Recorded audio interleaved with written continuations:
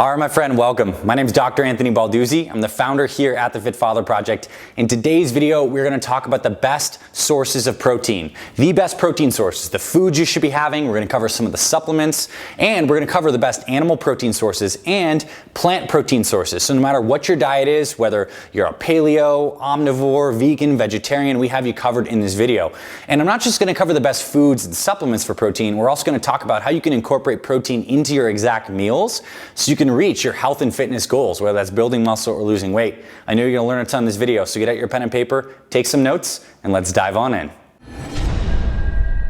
FitFatherProject.com. All right, so first off, what is protein? Well, protein is one of the three main macronutrients, meaning proteins, carbs, and fats. These are the things that make up our foods. When we say a food has calories, the calories in that food come from the protein, carb, and fat in that foods. And protein is unique in that it's made up of these small building blocks called amino acids. And I want you to think of this almost like you're building Legos. Like we take lots of different kinds of Lego blocks, which are the amino acids, and when we string them together, we build something that's large, and that's what's called a protein. So everything here, whether it comes from a plant or whether it comes from some of the wild salmon I have out here, is essentially a large structure of amino acids. So when we're looking at the best sources of protein, we want ones that have the complete range of the essential amino acids that our bodies need to function. And there are 9 essential amino acids. And so all of the animal foods we have here, things like the wild fish, things we have like the eggs, and we have some other options over here, they have all the essential amino acids. And that's why a lot of people knock some of these plant protein sources because they're like, oh, well, you know, the protein in beans and rice doesn't have all the essential amino acids. And yes, that is true. Some plant proteins are not complete, meaning they don't have all the essential amino acids. But when we combine these foods together and not just have beans, but beans and rice, we can reach all the essential amino acids. And there's a couple plant foods I'm going to cover in today's video that do have all the essential amino acids. So what are some of the best protein sources? Well, in my opinion, the things that make a best protein source is one, it's very high in protein relative to the amount of carbohydrates and fat that it has. So the thing that makes a protein source like an egg white a very good protein source is because egg whites are virtually pure protein. And if we were to compare an egg white to something like a ribeye steak, this egg white per, let's say, 25 grams of protein has 0 grams of fat, versus a ribeye steak for 25 grams of protein may have 25 grams of fat. That doesn't mean a ribeye steak's not necessarily good for your particular plan, but it does mean that it doesn't make it one of the optimal protein sources because we want something that's ideally mostly protein. So let's get into this. I have a couple things here. I have some wild fish that my family and I actually caught from Alaska. So I have some wild Alaskan salmon. And fish is an amazing source of protein. So if you are a person who enjoys fish, I highly recommend you make this as a key protein source. But it's important with fish, and I purposely brought this out of the freezer because fish quality matters. I don't want you eating some low quality, non-organic, non-wild fish because a lot of it's farmed irresponsibly and there are a whole bunch of toxins, chemicals, pesticides, PCBs, bad things in the fish. In addition to mercury. Mercury is something that you need to look at because a lot of people think protein, fish, that's great. Well, mercury is something that accumulates in fish and it's very toxic to our brains. And a lot of the larger fish, things like swordfish, shark, tuna, these like some kinds of cod, these larger fish accumulate mercury because they're eating all these smaller fish, and that's not something you want in your diet. So that's why eating smaller on the food chain, things like sardines right here, which are incredibly convenient because they're already pre-canned and they're great, or getting wild salmon, which happens to be pretty low in mercury relative to the other kinds of fish, is a great protein source.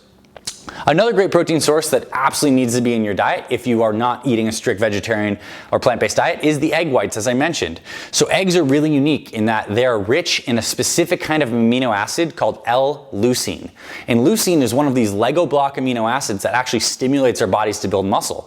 So this is why in our Fit Father Project programs, if you don't have dietary restrictions that exclude eggs, we recommend you include some pasture-raised eggs, the whole egg actually, because the egg yolk, the orange yellow part is what contains the fat, but an egg itself is going to have around 6 to 7 grams of protein per egg, so it can stack up really quickly. And if you get a high quality egg with a nice yolk, that's actually some healthy fat that you want in your diet. So you could do a mix of, let's say, if you want a protein meal that has like 30 grams of protein, you might do 2 whole eggs and a couple egg whites into a kind of omelet, and that might be a really good option to get some protein into your diet. And it's definitely a good food in the morning. So We've covered some fish and some eggs, and again, the quality matters. We don't want the mercury fish, we don't want the non-organic fish. Same thing with the eggs. You want your eggs to be pasture raised, ideally from a cage-free hen that's running around and eating exactly what it should be eating.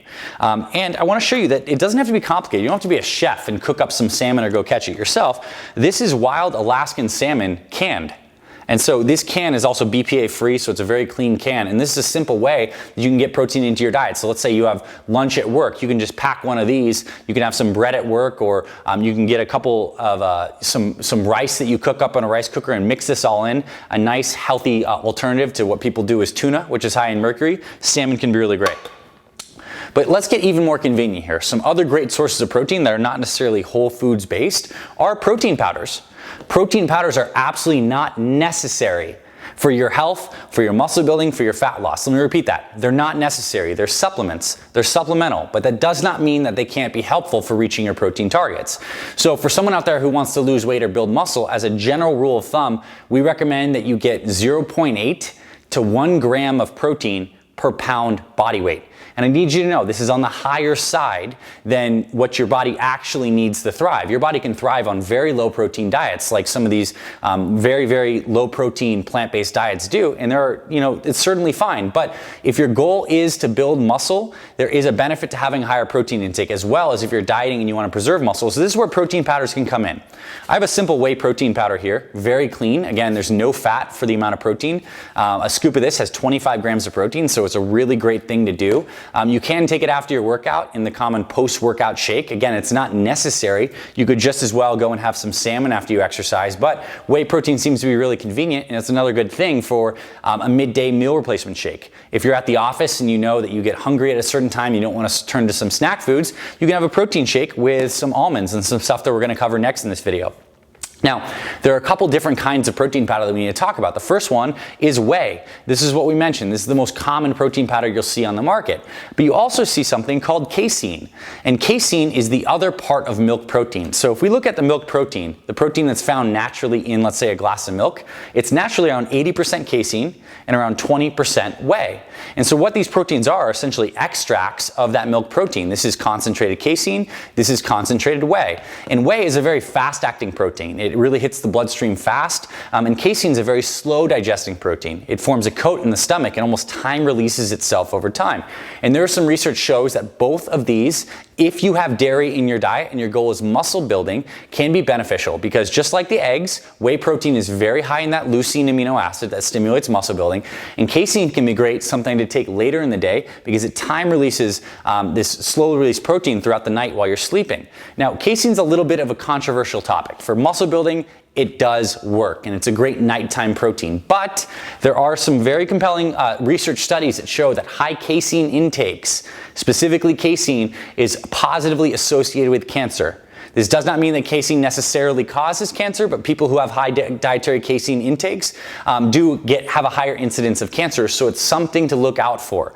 And not all casein is created equal. There's certain kinds of casein that are found in different kinds of cheeses. So this is actually a cheese, which I want to show you as an example of a good protein source that comes from goat's milk. This is a goat's cheese, and the casein that's in goat's cheese is different than the casein in cow's dairy.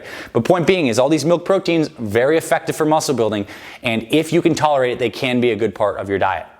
But let's say that you don't want any of these animal sources. You're interested in doing a more plant-based diet. Can you still get protein? The answer is a resounding yes. And there are so many great plant-based protein sources. So because we're on the powder kick here, I want to show you just an example of what a plant-based protein powder might look like. This is a supplement called Maximum Vibrance. It's so much more than just a plant-based protein powder, but it does have around 20 grams of plant-based protein, and it's a blend of rice, chia protein, pea protein, spirulina, a bunch of other really, really high protein foods in plant-based sources. So you can get a plant-based protein, and that's awesome. In fact, even though I personally eat an omnivorous diet, meaning I eat animals and plants, I still very often do use plant-based protein powders because they're great. They taste great and they're certainly good for you. Other great protein sources, although not necessarily pure protein sources, are things like nuts. This is a giant bag of almonds here. And almonds are great, right? A quarter cup of almonds, roughly the size of your hand, has around 7 grams of protein, which is pretty solid, but it has 14 grams of fat, per 7 grams of protein. So that's why it kind of falls into like the ribeye steak category, if you will, where it's not a pure protein source. And so when you do, if you wanted to get 50 grams of almonds, 50 grams of protein from almonds, which would be a ton of almonds, you'd roughly be having, someone do the math for me here, but like whatever 15 times 6, you'd have 60 plus grams of fat.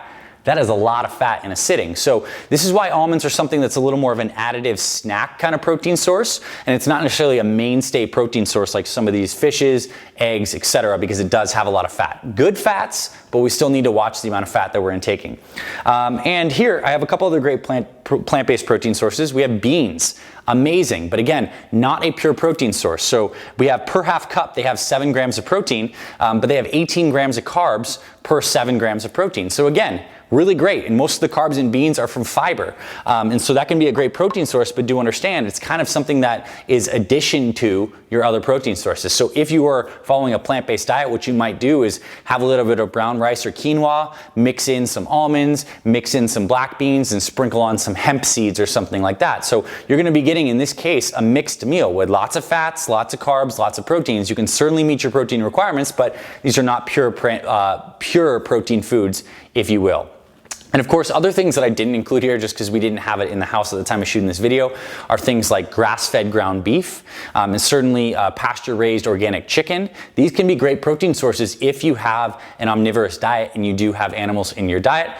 These can be great, but again, quality matters. I don't want you going and getting really crappy, low-quality, corn-fed beef that's pumped full of growth hormones, and it's just not good. It's going to affect the quality of the meat. It's certainly going to affect the quality of the fat in the meat. So when you're having protein, quality matters, particularly if you're eating animals, meaning you're eating higher up in the food chain. They accumulate things, kind of like the issue with the fish and mercury. The same thing happens with land animals. So we want to get quality. And so that's why I recommend, if you're also on a budget, then you go to some of these big discount grocery stores like Costco or Sam's Club, and you buy your protein in bulk. So for example, if I were to go to, let's say, Whole Foods, which is a high-end grocery store around us, and buy some grass-fed ground beef, it might be $10 per pound.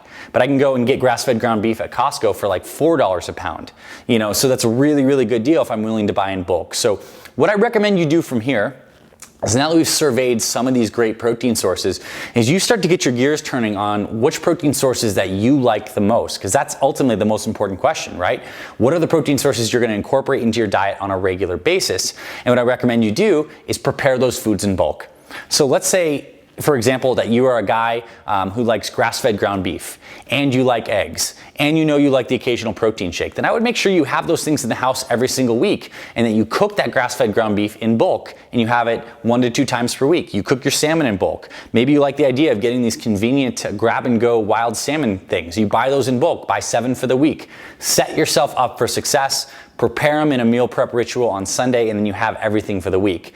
And that is some of the best sources of protein. But again, we got to learn how to combine these with carbs and fats to create a whole meal plan. And at the risk of making a super, super, super long video here today, we're going to pause here, but what I want you to do is we can re-pick up this conversation inside our free one-day weight loss meal plan. So here at the Fit Father Project, we've put together a meal plan that includes these best protein sources, but shows you the exact recipes in terms of how you should pair those with carbs and fats, when to eat your meals throughout the day to keep your energy levels and your fat burning high. So we lay everything out in that video. You can click the links below in the description, links all over this video to download our free one-day meal plan. I'll send it right to your email, and then it'll be on video showing you the exact meal plan and how to incorporate these foods into a complete meal plan to help you lose weight and build muscle. I know you're really going to enjoy that. So hope you found this video helpful. If you're watching here on YouTube and you want more of this great stuff in your life, hit subscribe and make sure you click the bell icon next to subscribe, because that's going to notify you when we post new videos. We're posting new videos every single day here on the channel. We have hundreds of videos so far on more stuff like the best kind of nutrition,